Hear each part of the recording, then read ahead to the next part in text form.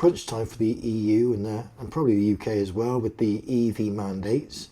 All the manufacturers are getting together with von der Leyen or whatever her name is at the end of the week to argue to remove the 2035 mandate to have all EV sales, no more petrol and diesel. Of course, this country is supposedly going to go 5 years early. Just think back when petrol cars came out, they didn't suddenly, right, you can't buy a horse anymore. But the thing is, the petrol car had advantages over the technology of the time, which was horses to get around, and therefore, eventually, horses became a thing of the past for general transport, and cars took over. EVs don't offer anything like that. They aren't a step forward to petrol.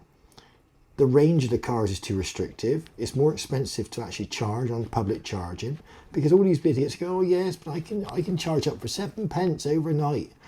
Yeah, it takes you longer to charge. It's longer than 8 hours just to charge a car up fully at home on a home charger anyway. And the things don't go very far. So if you've got any distance to go, you've got to consider public charging costs. And that costs 10 times more than it costs at home. So it costs more to charge with electricity than it does petrol. Because of this, the take-up is so unpopular, and because if you buy anything with a battery, you don't want second-hand, you always want new, you want to replace with new. These cars don't have a lifespan like a normal petrol car would. You can keep a petrol car going 20 years. There's parts and everything else out there available, just keep renewing it. It will never, you could keep them on the road for as long as you want. Electric cars, no, because the battery is always going to be degenerating itself over time. Some take 3 years to disappear completely. Some of them might last 8 years, but regardless, they're going to downgrade themselves constantly. So you get less and less distance on the battery, less and less reliable, less and less performance. So nobody wants a second-hand one. Hence, there's no market for second-hand, which is why you can buy one for £100,000 if you want to. But 3 years down the line, it's still only worth 20 grand.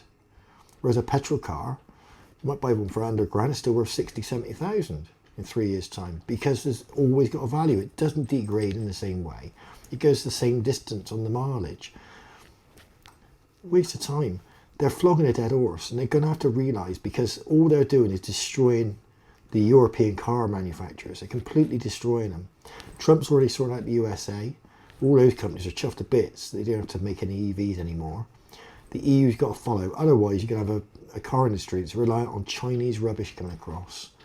And look at the reliability of those bloody things. They go on fire every 5 minutes.